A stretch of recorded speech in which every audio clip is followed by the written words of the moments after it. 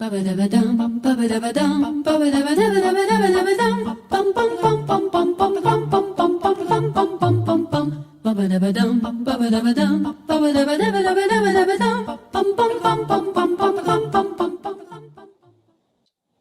pleasant good morning, good afternoon, and good evening to everyone listening to us at this time, wherever you're located and whatever time zone you have. Welcome to your hour, and this is Rita Gadi. So, for the past so many months, from the start of this pandemic, which was about last year, February, was it, when we heard all of this new virus that we had no idea, absolutely no idea of. And over this period of time, we have had several conversations and dialogues with several people, not just about the past, but also about the present. Now we have to learn and to look and to listen. And what is it actually that we have to look at? What is it that we have to learn? And what is it that we have to listen to? Well, first off, let's look at how the situation is right now.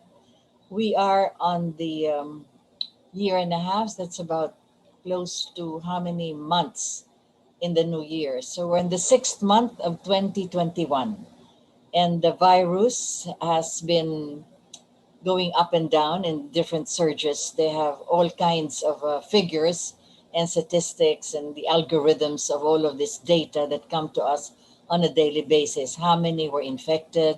How many cases per day? How many have died? How many more are actually in quarantine, etc., and all of this. And as you've said, when the numbers are just numbers and we read them, and then the numbers acquire faces, and then the faces look familiar, and the familiarity of the faces are either friends, relatives, associates, that comes to a very sad situation when we have simply to face it.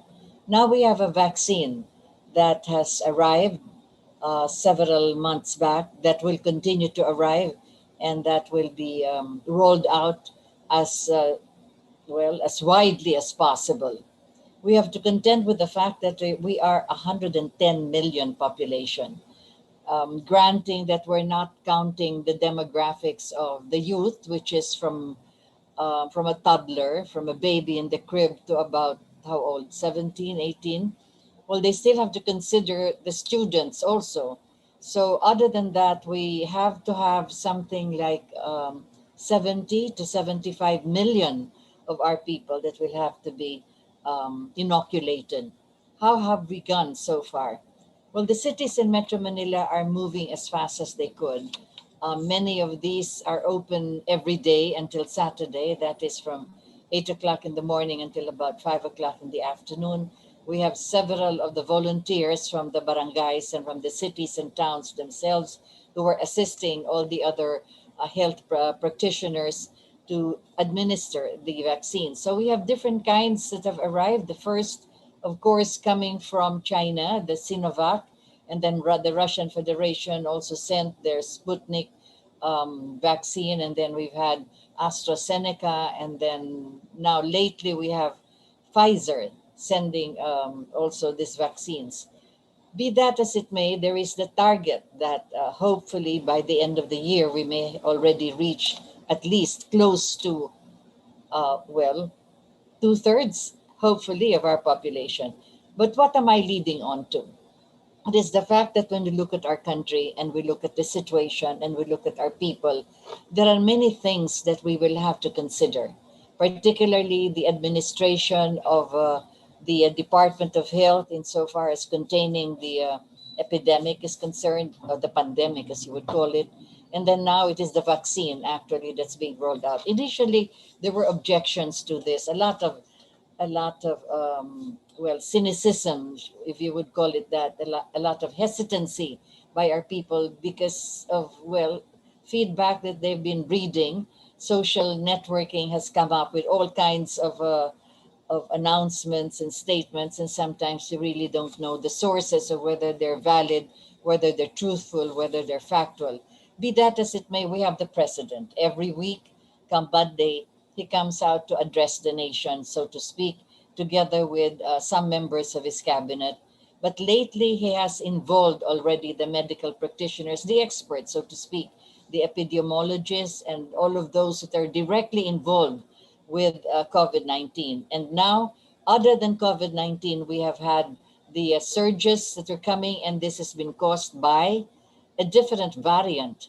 So we have the variant that has come from the United Kingdom, and then a variant that has come from India, which is, they say, the most pernicious and the most deadly of all these variants. In fact, they call it the Delta variant. And this is where precaution has to be undertaken by our entrance and exits to and from different countries and entering our ports and our airports. So here we've had the announcement made by President Duterte last night, and the announcement was also calibrated in a way and explained in detail by Dr. Salvania, who was telling us why it is necessary to have our ports monitor all of those that will be arriving. So there is the period that they have set for the quarantine. As soon as they arrive, how many days are necessary. And this is where we get an idea how important it is to be isolated. So we've had all of these health protocols. These are the things that we have been looking at, and these are the things that we are learning as they're explaining this. And this is where we have to listen to what these experts are telling us. So that is exactly where our situation is. But if we look at the other matters that affect us on a day to day basis, not just the pandemic, not just COVID 19, but several other aspects, like, for instance, our foreign relations. It is not just sufficient to say that we have to concentrate or focus only on the virus, because many things affect our lives. And lately, we've had, a lot of discussion and a lot of talk and dialogue and different views and opinions coming from different sectors of our society and the nation as a whole, both in opposition to this administration and also from the office of the president. We are aware of the fact that foreign policy is dictated by the office of the president, and nobody else can question this. He alone has the prerogative and the right to present to the people the foreign policy that we're following. So that is the situation that we have to look into likewise. What is the foreign policy as far as other nations are concerned? Well, we go back in time. The most important of this was the fact that during the time of President Ferdinand Marcos, and at the height of the Cold War, so to speak, when there was the diametrically divided world between communism and democracy, and then you have the United States of America as the hegemon of all of the allied countries associated with the democratic system. And then you had the Soviet Union, which was still the Union of Soviet republics at the time. And then you had today, after 1973, after the period of Gorbachev, we already had the thawing of several of these republics from the mainland of Russia, and now we call it the Russian Federation. Several countries have gone the democratic way, but we still have the Russian Federation as one of the strongest of all of the pillars as far as the communist ideology is concerned. But somewhere during this period of time, while there was still this opposition between democracy of America and the communism of the Russian Federation, China, which is also communist, has risen from its cultural revolution to what it is today. Another superpower that is there in the horizon, together with several other countries like India, for instance, and all of those that have reached a certain level of development. But what are we looking into? Well, in relation to the pandemic, for instance, if President Marcos did not open diplomatic relations with the People's Republic of China and the Soviet Union, the Soviet republics, then where are we today? It's going to be a little too late to try to knock at their doors and ask them if they could provide vaccines for our country.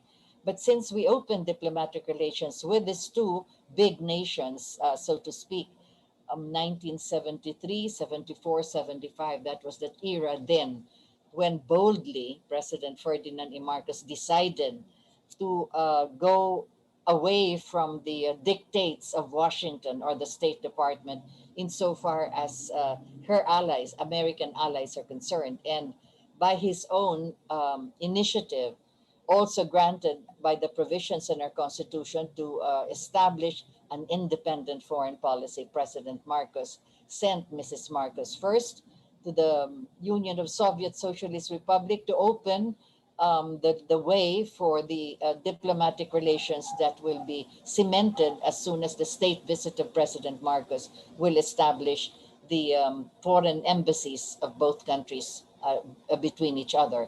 So that was the first initiative with the Union of Soviet Socialist Republics. We called it the USSR as an abbreviation and or as an acronym, however else you would call it. And that was very important at that particular stage, precisely because the Vietnam War was waging. Vietnam, which is about 5 hours away from our coastline, and that is where you had the surrogate war between or against each other. That is the Soviet Union versus the United States of America. You had the Viet Cong, the communists, versus the South Vietnamese, which is aligned with America. So there you had also the division of Vietnam as North and South Vietnam. It was more than a decade that this war was waging until the Americans had to retreat. They had to leave Vietnam. They were not winning the war at all.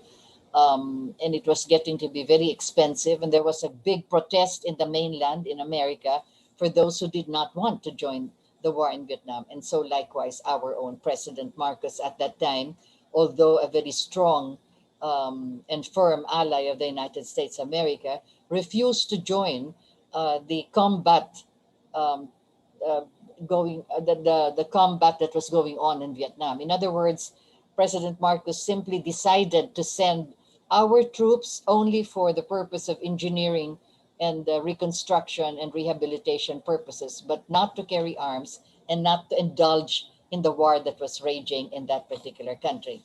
And we've visited that particular period and also noted the fact that when the Americans retreated and North and South Vietnam united, became just one Vietnam, although still with the communist ideology. You had the first President Pham Van Dong, who made his first state visit here to our country. And in a brief interview, he informed our people that the reason he came first to the Philippines is to thank President Marcos for not joining the war in Vietnam as an ally of the United States of America. But times have changed, and now we have America closely in business and in investments with Vietnam. As a matter of fact, in many of the conflicts and discussions, it has always been. I mean, they have always sided with each other in a way, although they were enemies at the time in that war in Vietnam. The same goes with Japan, for instance. In the Second World War, we had Japan attacking the Pearl Harbor and also overpowering the Philippines, staying in the Philippines as an occupied enemy country for about 4 to 5 years. So we had the Japanese occupation at the time. But after the war, well, America came to the rescue of Japan. You had the Marshall Plan given to Japan. You had investments poured in, etc. And sadly, we were forgotten. So that is what we're looking into. We're looking at what happened. I mean, how come things evolved that way? Why did we not? Well, we did demand, but we were taken for granted. As I've already mentioned so many times, it was Japan that was given the investments and well, the infrastructure and the assistance by the United States of America, although they were a former enemy. But that's the way, not the way the cookie crumbles, but that's the way geopolitics moves. Now we are in this situation where we have the navigational highway of the South China Sea. By the way, when you say West Philippine Sea, that is just a name that was coined by the previous administration. Under international understanding and recognition, it is still the South China Sea. There has been no change in its name. So that is what is there from all the way up north, from the Aleutian Islands, if you would go to Alaska, for instance, all the way to Japan, and the Sea of Japan, Tokyo Bay, etc., and all the way down to the Korean Peninsula, and moving into our area here in the Philippines. That is all the entire expanse of the South China Sea. As a matter of fact, we had, well, in the 7th, 8th century, one of the last dynasties in China, establishing a very prolific trade relation with the Sultanate of Sulu all the way down, with their sampans moving into that particular area. And the close relationship we have had with the mainland and several of the cities in China. As a matter of fact, archaeological diggings have proven the fact that a lot of Chinese settlers have landed in many of our coastal villages, so that this is proven by the burial grounds where archaeologists have unearthed pottery and vases and ceramics and several other items that belonged to one of the later, or if not the latest, or the last of the dynasties in China, the Ming and the Han dynasty. That goes to prove the fact that even before Spain discovered that there was the Philippine Islands, we already had a growing trade relationship with the People's Republic of China. But let's get back now to the present situation. We're looking at it from the past, and we're looking at how important it was at that particular stage in the 70s, 1970, 73, 74, 75, that President Marcos established diplomatic relations with China. Because of that, this is how they have now, as soon as we are in this drastic, terrible situation of a pandemic, they were the one of the first that donated several millions of this Sinovac vaccines, which up to this day is still pouring in and is still being administered as part of our vaccination program throughout the country. This is Sinovac. As a matter of fact, that was one of the first that was brought in and that was administered and given to several other cities also throughout the country. And then you had the Sputnik, which came from Russia, another big donation likewise. Now, if we did not establish diplomatic relations with the Soviet Union at the time, shortly a year before China, then where are we today? I mean, how can we knock at the door of the laboratories and the pharmaceutical firms of the Soviet Union if we did not establish diplomatic relations with them from the from way back? So it's been how long? About 50 years? Just recently, we had 45 years celebrating our first diplomatic relations with China. A year before that, so that's about 46, 47 years ago, we had our diplomatic relations with the Soviet Union. That is the foreign policy that we are looking into, which was established by President Marcos in the 1970s. Now we look at the other items which are also important as far as our foreign policy is concerned. And we were talking about the South China Sea. Now, here we have the opposition against President Duterte saying that there should be an implementation of the arbitral resolution, etc., whatever that means.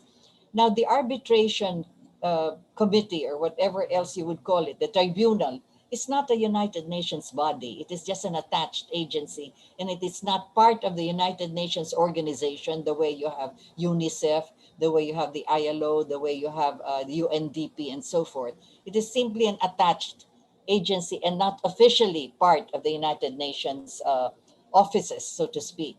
And it is there only to settle disputes among countries. But even those disputes are not in a way, they do not have the capacity or the power or the authority to implement whatever resolutions they have arrived at. So it's practically a useless kind of an arbitration that was initiated then. And likewise, since the other party of that arbitration was the People's Republic of China, and they refused to join or even recognize it, the arbitration tribunal. But why did this come about?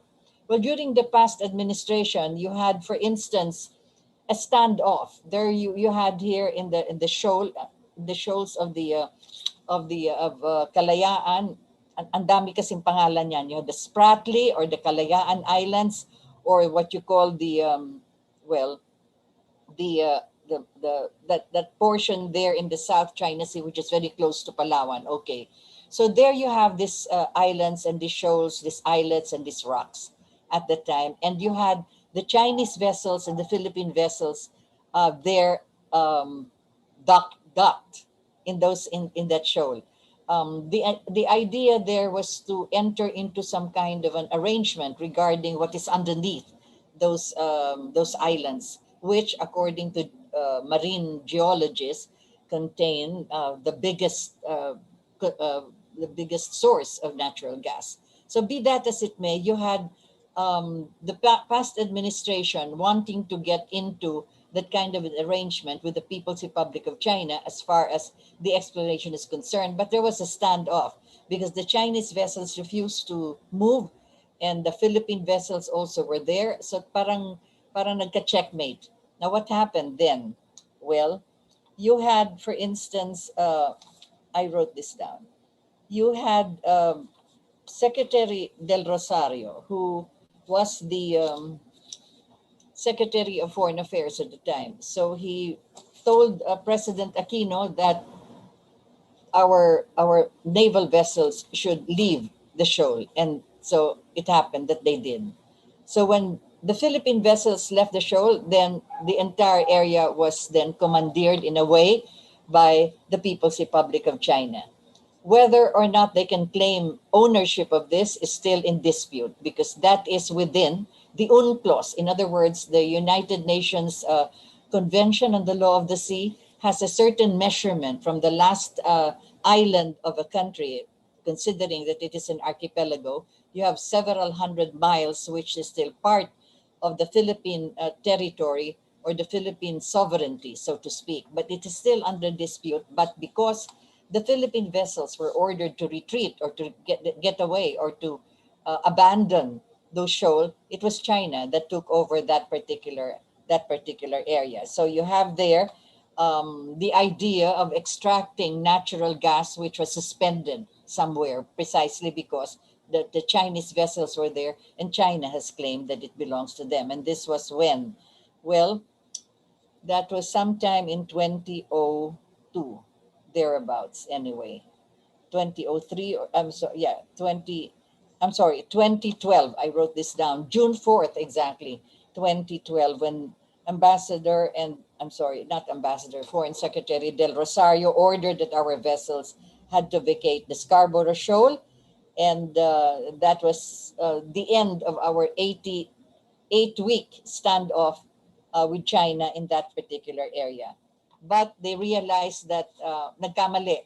So, and then of course, America came in with the interest that why did you leave the show? So you have to fight China in a way. And that is where they filed the complaint to the arbitration committee in The Hague. And that was in January 2012, about 7 months after our vessels vacated the shoal. And there you have their filing of this arbitration and a resolution saying that, well, they did not claim that it belonged to us. They could not do that in the arbitration, but they just said that we have to resolve that because that belongs to the Philippines. If it is resolved, the dispute is resolved according to the UNCLOS. So there was no need for the arbitration because the UNCLOS already defines, as I've already said earlier, the length of the miles, the nautical miles, where you can claim your sovereignty and that of your possessions. And that you have the interest of the Del Rosario group. Now, what group is this? Well, they are the ones operating Malampaya. This is also one area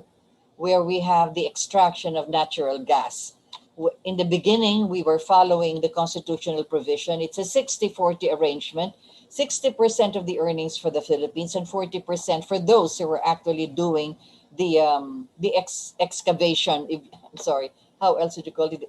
The extraction, rather, of the natural gas from Malampaya. Pero malapit nang maubos yan. I think 2024, that would be just about dwindling na the Malampaya. Now, this group that's actually there together with the Americans in Malampaya, they were able to do some maneuvering regarding the contract for the extraction of the natural gas. So what happened is you had a group of Anthony Salim, an Indonesian, and his front, of course, you all know this, is Manuel Pangilinan. He's the CEO of Salim. And together with him, you have Razon of the stevedoring business. He has 30% interest there. And then you have Roberto Ongpin with 20% interest. So then you have Chevron and you have Shell. So what is the situation in Malampaya now here that is being extracted for this natural gas? You have 90% of it already owned by Chevron and Shell.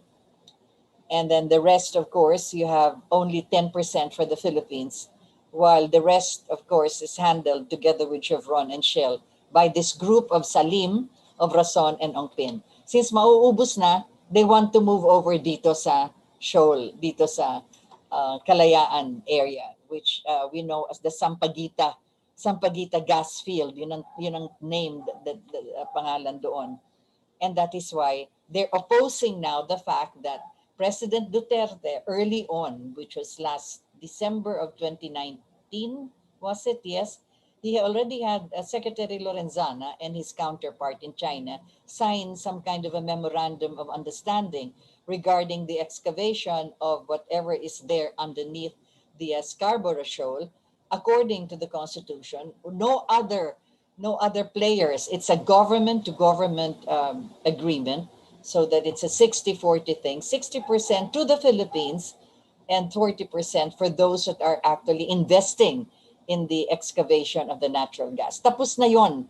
It just needs the details as to the implementation. Anong tawag doon when you have a memorandum of agreement? I think you call it the implementing rules and regulations. So that, yun na lang ang kulang. But the pandemic came in, so medyo na-suspend. But because it is already done, as far as, how do you call it, the done deal, it has already been done by the government of President Duterte. Here you have the group of Malampaya that wants to come in, kaya sila nang gugulo ngayon, opposing President Duterte and wanting President Duterte to implement whatever is the resolution of that arbitral committee, which is nothing but the UNCLOS. And to be able to implement that, my goodness, as President Duterte and the whole world knows, if you are studying nautical rules and regulations, then you would need really a naval power to be able to control that navigational highway, which you know as the South China Sea. So that's the situation.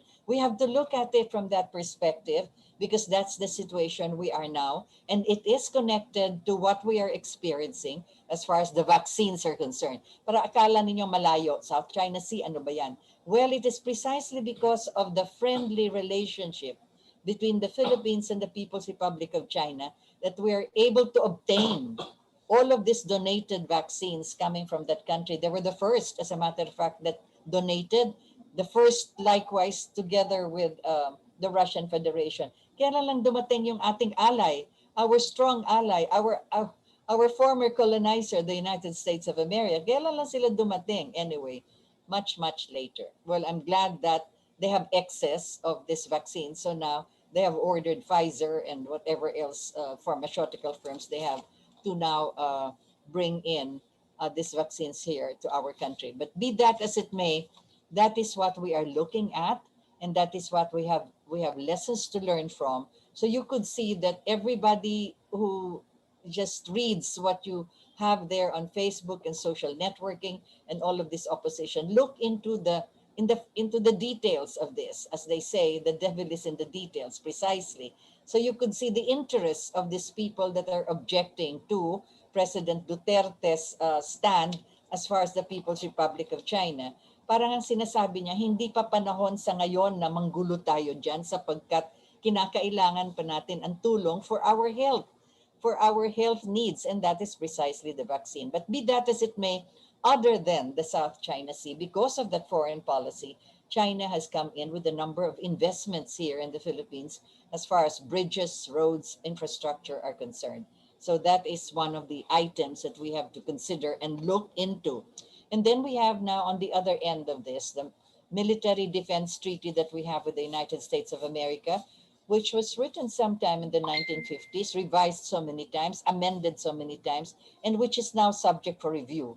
Attached to this, you have the Visiting Forces Agreement, which recently the President had said, oh, hindi muna natin aalisin yan, again, precisely because it is connected to the health situation we're at. We cannot afford to antagonize any country, particularly an ally like America at this stage when we need all the assistance for our health and medical needs. So we have the Visiting Forces Agreement attached to the Military Defense Treaty, and then we have the EDCA, which is also another very difficult area, because what is the EDCA? Well, the EDCA establishes 5 American, not bases, but 5 American presence in 5 Philippine bases. What does it mean? they're occupying some buildings and some establishments in 5 Philippine bases. You have American soldiers, you have American equipment, you have American whatever else, weapons, etc., which we are not allowed to look into because of that EDCA thing, that Enhanced Defense Cooperation Agreement. That is, again, something that we have to look into and learn the lessons from it, because if you read the provisions of the EDCA, your hair will stand up to find out how did we ever get into. I just want to mention in passing the 5 Philippine bases. In other words, these are Philippine military bases. Antonio Bautista Air Base in Palawan. Yan, nakapuwang yan dyan sa South China Sea. Then you have the Basa Air Base in Pampanga. It's an air base in Pampanga. The Fort Magsaysay military base in Nueva Ecija. You have the Lumbia Airport in Cagayan de Oro. You have the Benito Ebuen Air Base in Mactan, Cebu. And then, of course, prior to that, you had the Sarangani International Airport, which is state-of-the-art international airport way back.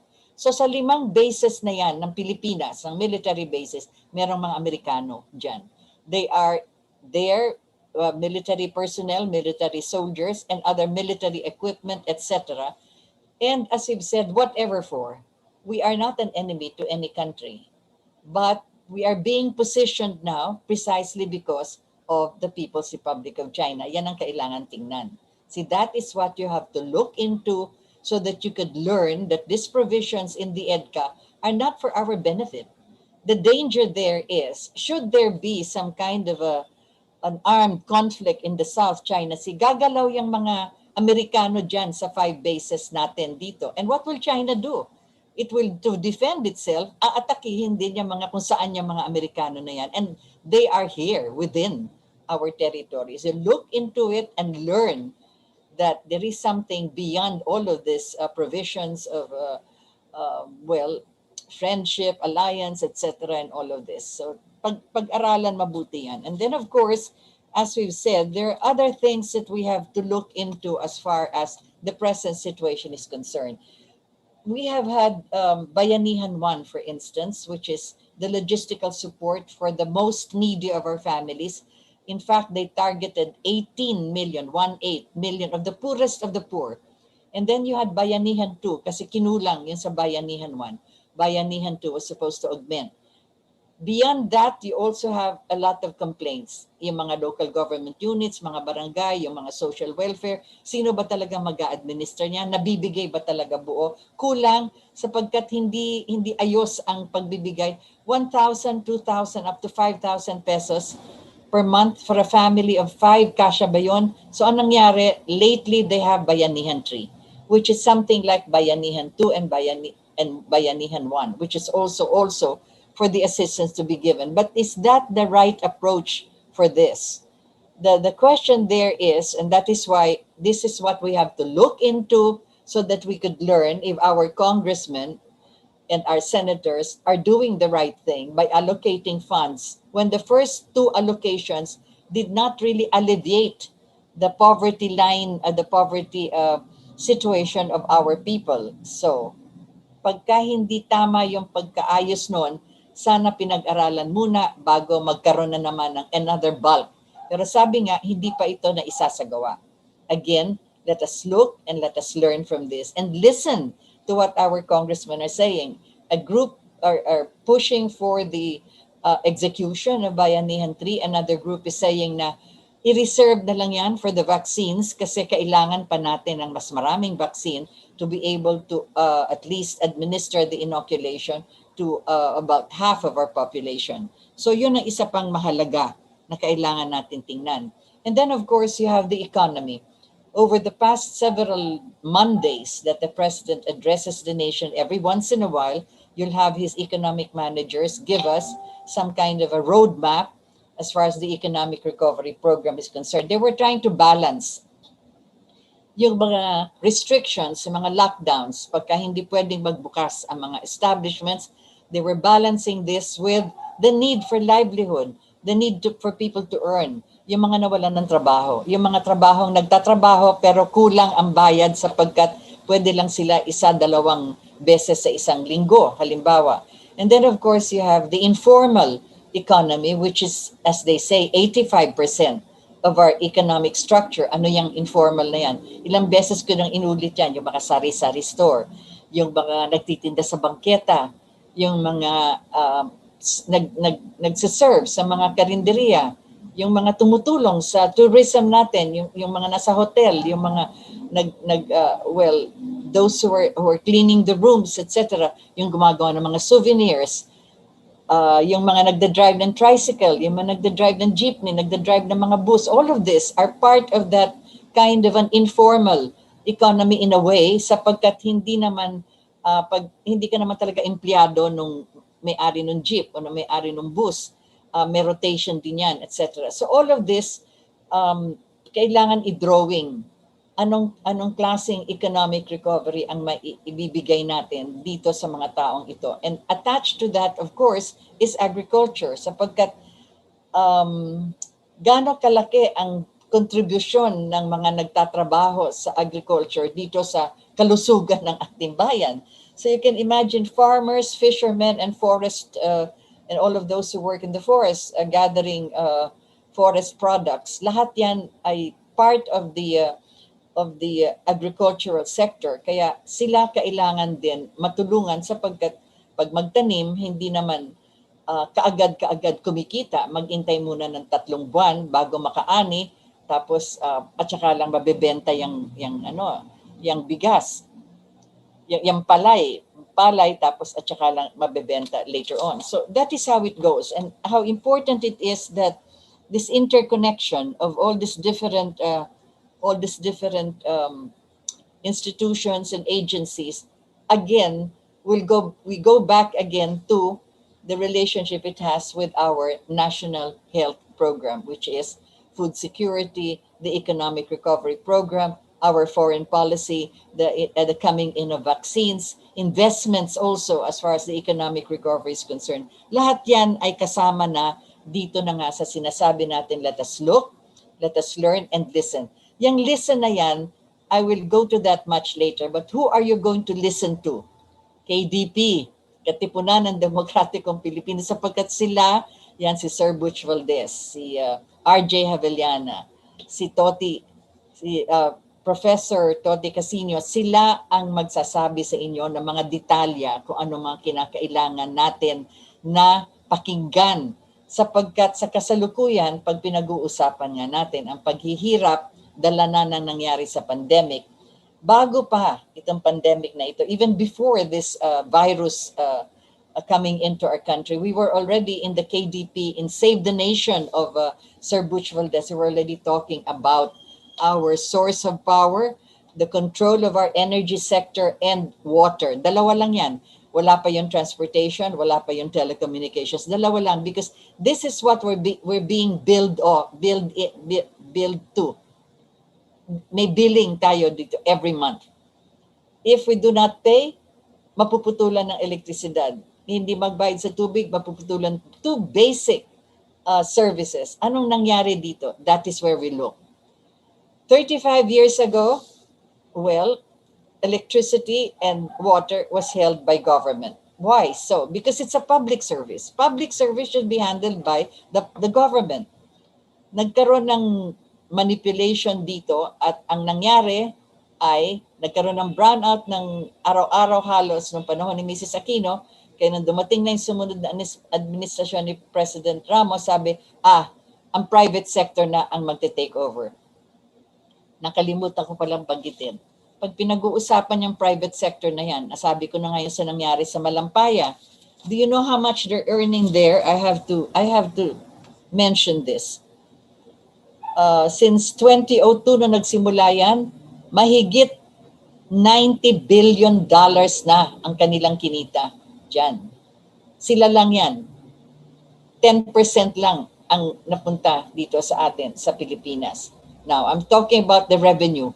So ang nangyari, nung nag-take over na ang mga malalaking business, ito ring grupong ito, nadagdagan lang ng iba sa kanila, maybe 5 or 6 of them are now the ones controlling the public service of water and energy.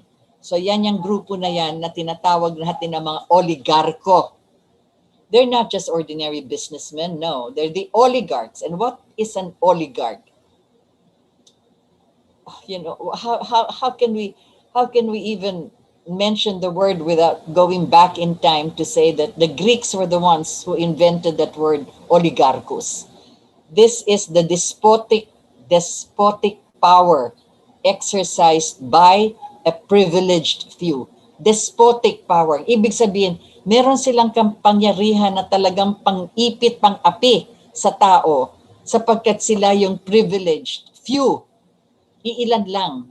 Yan ang nangyari sa ating energy sector at sa ating tubig. Kaya sabi ko sa KDP, listen, kasi sila Sir Butch, sila RJ Avellana at si Toti, Professor Toti Casino, sila ang nagbibigay ng detalyang eksplanasyon kung bakit nagkaganito na hawak ng ating ng mga oligarko itong sectors na ito, which is public service.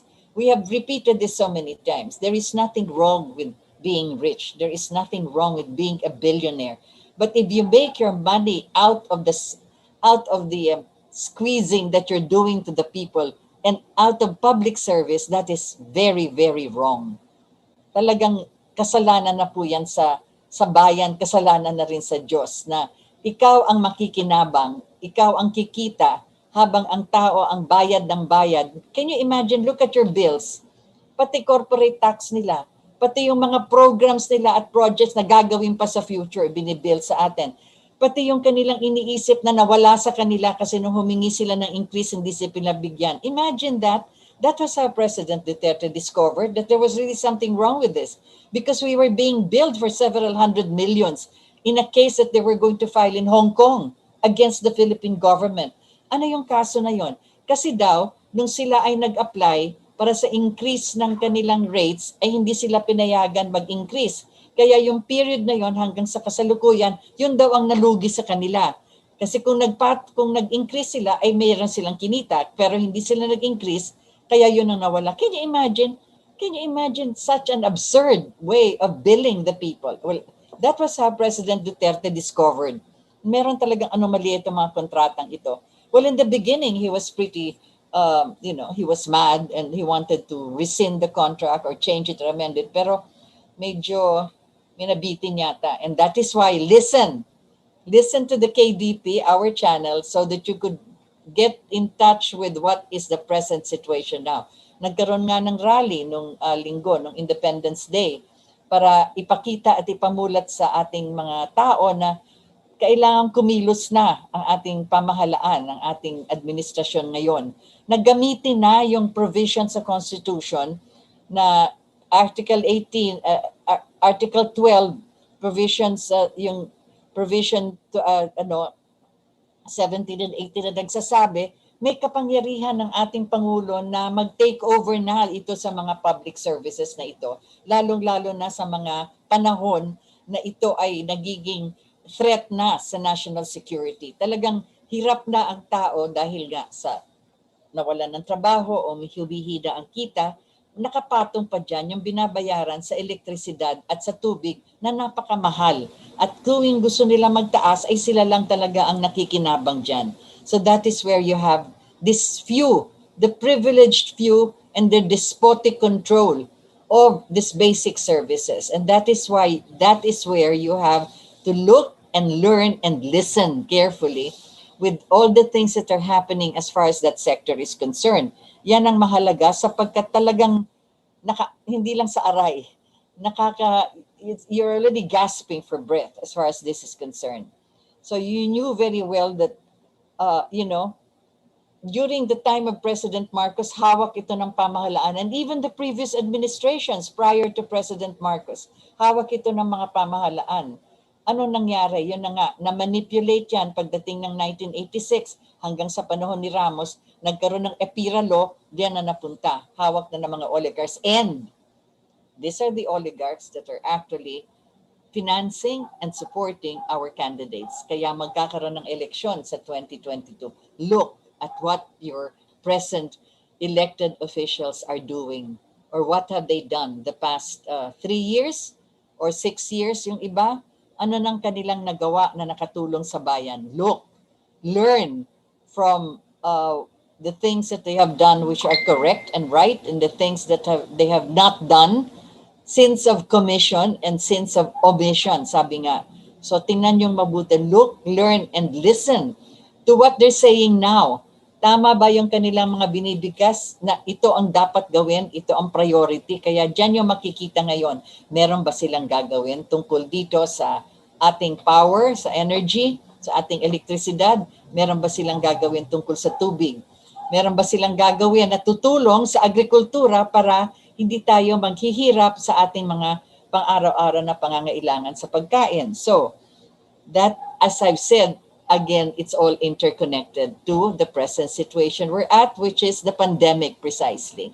Kaya kinakailangan na bago tayo mag-isip kung sino ang ating ihahalal sa darating na 2022, from the office of the president down to the mayor of the cities and municipalities, the governors, etc., lahat ng yan.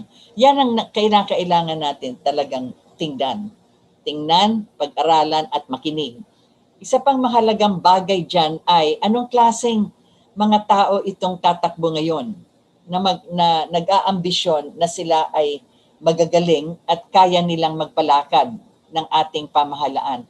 Anong nagawa sa Kongreso? Tingnan na lang natin itong nakaraang 15 months, 17 months magmula ng simula nitong pandemic. Ano nang kanilang nagawa maliban sa investigation, lahat yan in aid of legislation, imbestiga dito, imbestiga doon, anong ginagawa ng department? Meron ba talagang naituwid na talagang maiintindihan na natin kung ano ang kanilang direktong tulong sa ating sa ating madlang bayan? And then of course, as you've said, anong klaseng eleksyon ang magkakaroon tayo sa 2022? Kung sakasakaling hindi pa tapos itong pandemic na ito at meron pa ring tinatawag na health protocols sa kinakailangan, yung social distancing, yung paggamit ng mask at lahat ng yan. Yung isang bagay pa yan, paggamit ng mask at paggamit ng shield. Sabi nga nila, tayo lang sa buong mundo ang gumagamit ng shield. Pero yun, inisip ng mga kung sino man silang mga eksperto na kailangan nito. So nakinig naman tayo. Kaya yan kailangan i-calibrate. Sabihin sa atin na yung sa period na gumamit ng shield, ilan ba ang hindi na-contaminate? So we will have at least the algorithm for this.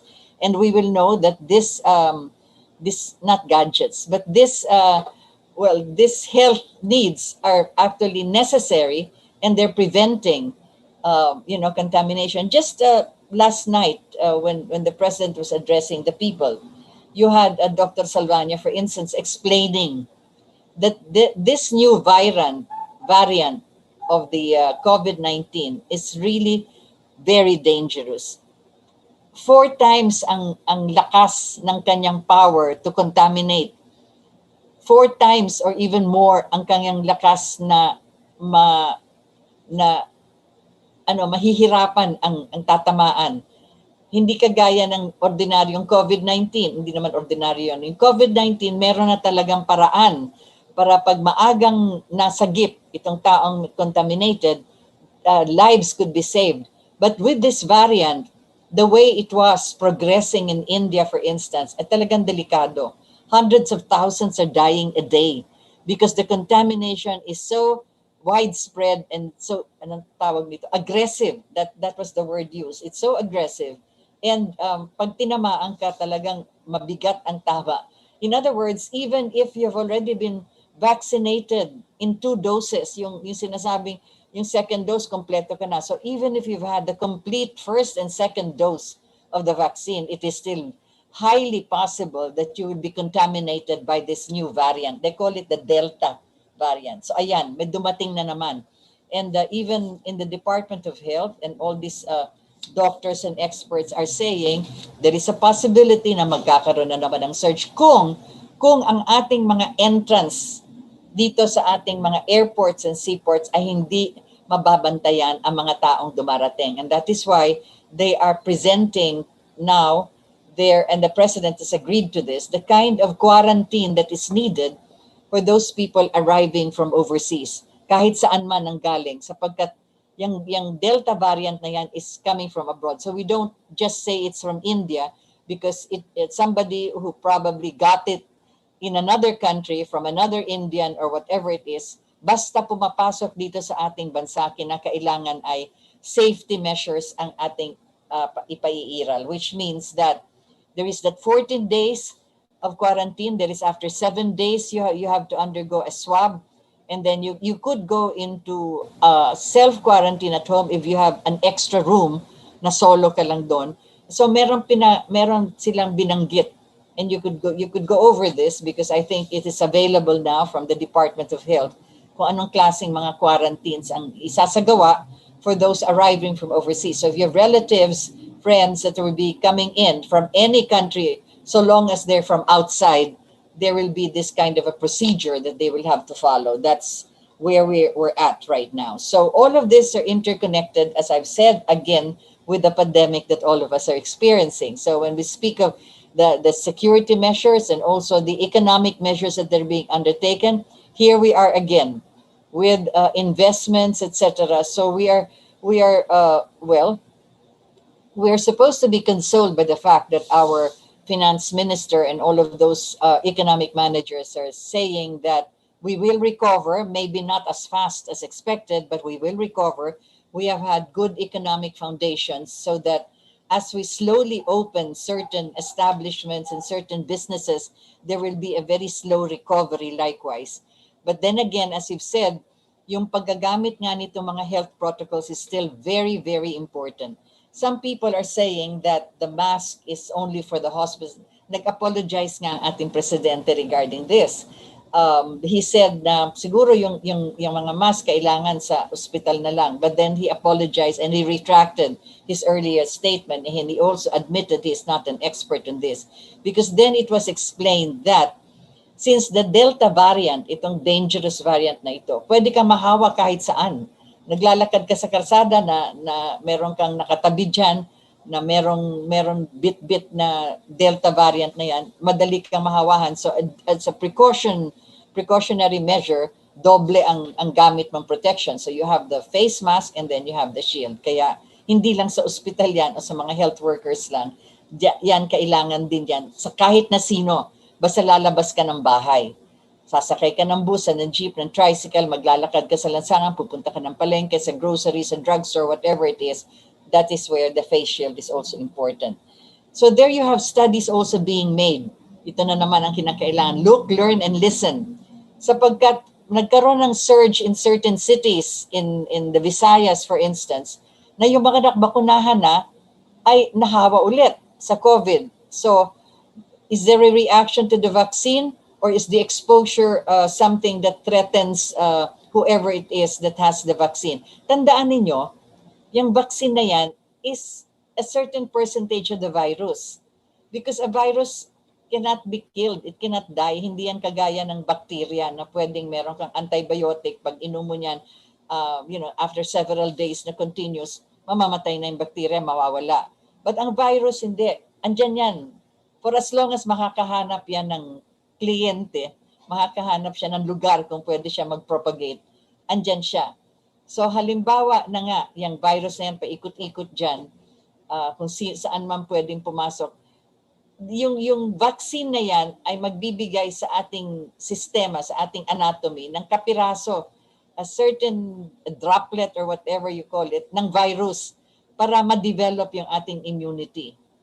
Kaya 2 beses yan kasi nakakatakot yung COVID-19 na yan. Kaya hindi pwedeng one-shot deal lang, 2 beses. Pero may period. So it means that the first shot that you have, 1 week muna magpahinga ka. Kasi yung virus na yan, pwedeng madagdagan pa ng virus na mahahawa mo sa labas. And if you have the second dose, mas mabigat kasi 2 na yan. 2 percentage na yan. Anyway, there are more scientific ways of explaining this. I'm trying to reduce it into some common sense language, which supposedly I'm good at, so to speak. But yan ang mahalagang maintindihan. Look, learn, and listen. That is the title of our program today. And so as you said, marami tayong nakikitang mga nagawa na at mga nangyayari pa na kailangan ay maintindihan natin in the light of the present situation. Sapagkat, saan ba tayo patungo with all of this? Definitely, we cannot go back to what was it was before. Hindi na talaga tayo makakabalik sa tinatawag na normal situation noon or even a new normal. Iba na.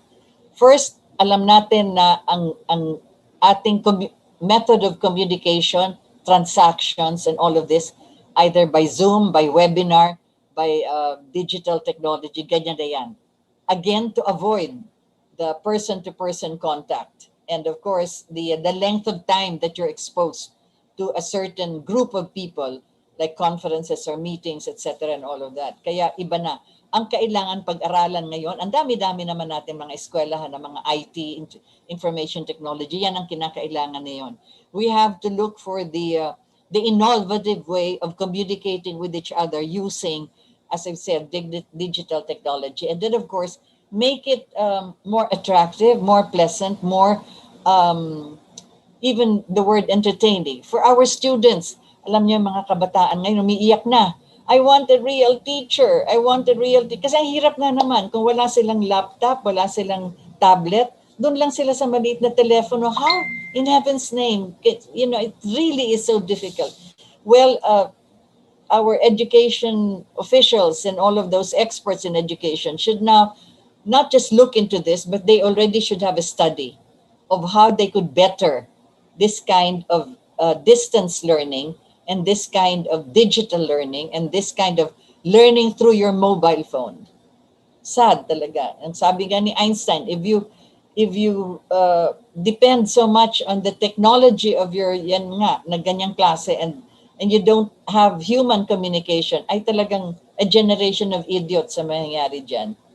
You see how important that is, and this is where you can reintroduce reading, because it is your mind actually that enters into another world when you read. Not just your tablet, not just your cell phone, not just Googling, but reading actually, where you get into places and situations and characters and persons that you will meet in the books, which will open your horizon and have you communicate with other environments in such a way that your imagination is expanded. Remember, your imagination is the food of your soul, and it is from your soul that you are actually elevated to the higher level of your being a human, of your status as a human being. So there we have it. Again, all of this connected for those who are confined to quarters, inmates like me, for instance, who cannot leave your premises or your front door. Read. There is a whole wide world, a whole universe, as a matter of fact, that we could get into and enter into the communication of the minds of other people, perhaps 1,000, 2,000 years ago.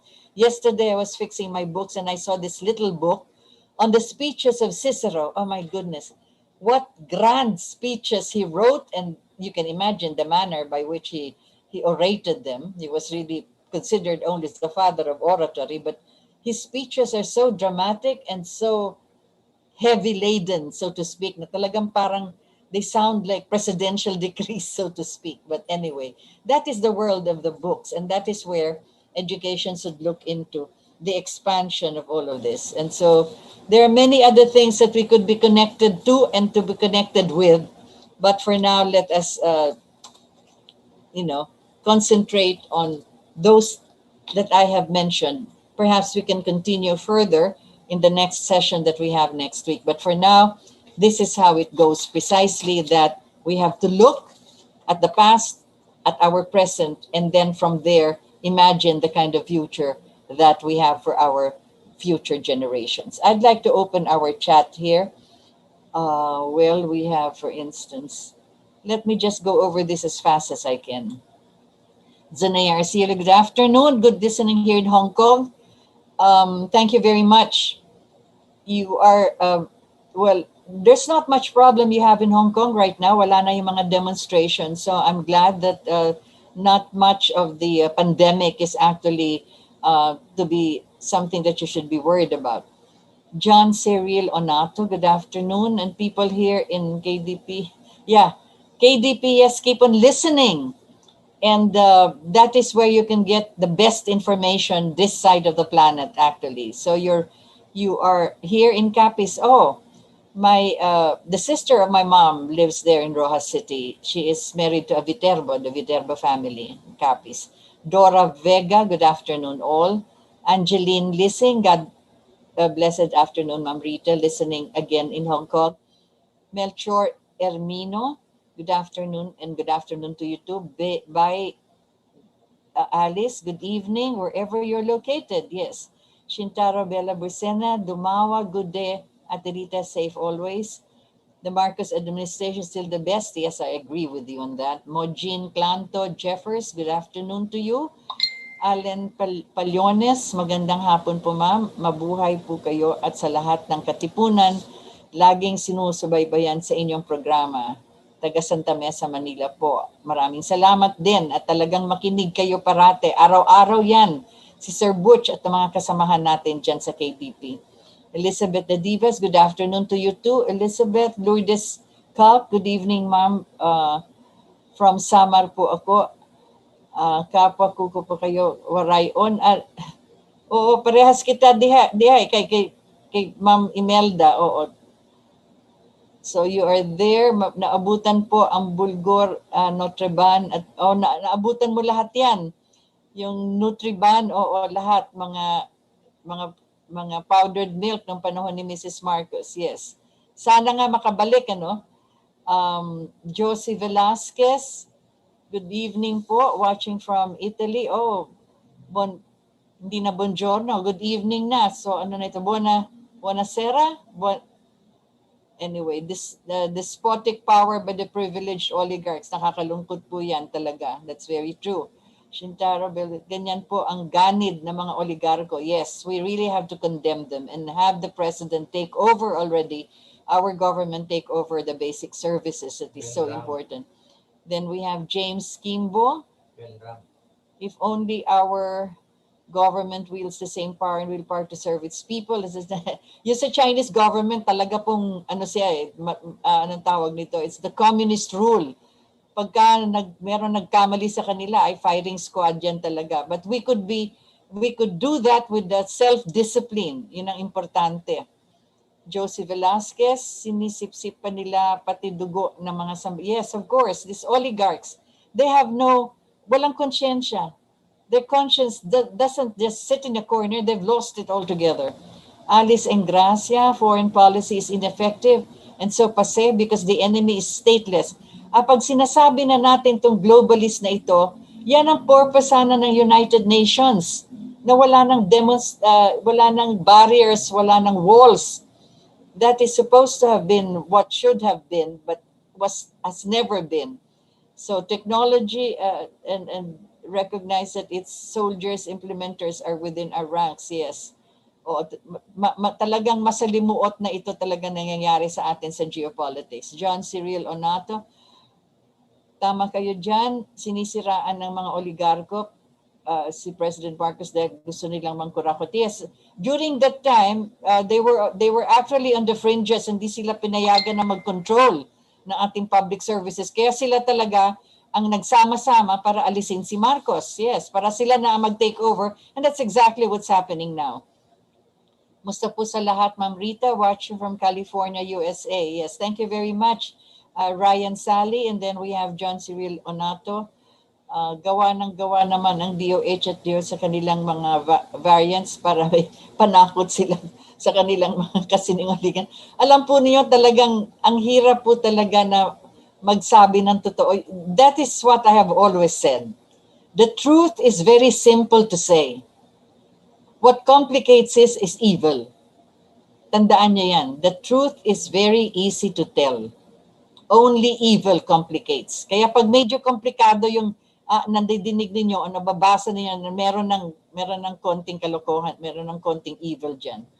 Ayon sa kay Dr. Luc Montagnier, isang French virologist, medical novelist, ang naglikha ng variants hindi ang COVID. Meron mga pag-aaral na yan talaga. Alam po ninyo, lahat yan ay talagang hanggang sa kasalukuyan pinag-aaralan pa sapagkat sabi nga, galing sa bat, galing sa snake, galing sa animals, lahat ng yan. Pati itong vaccine na ating ngayon ay ginagamit, dumadaan pa rin yan sa pag-aaral. Arok Alip, on the contrary, when you take this jab, it's where you'll get the new variant because your immune system is being, pwede rin po.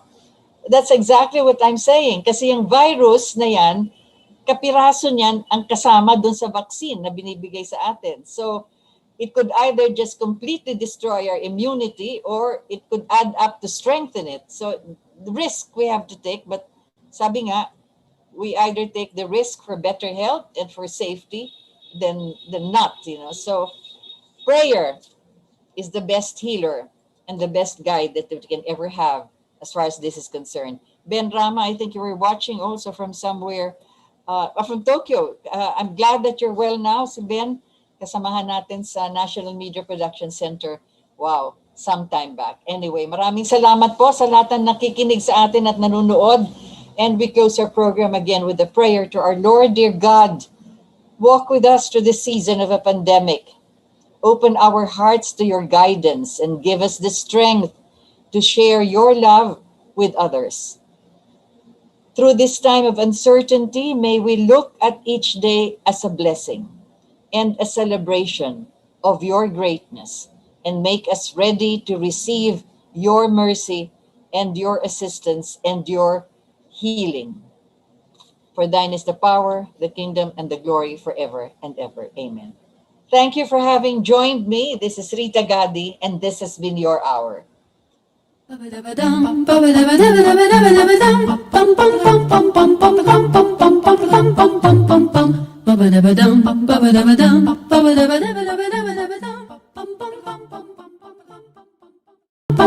bum bum bum bum bum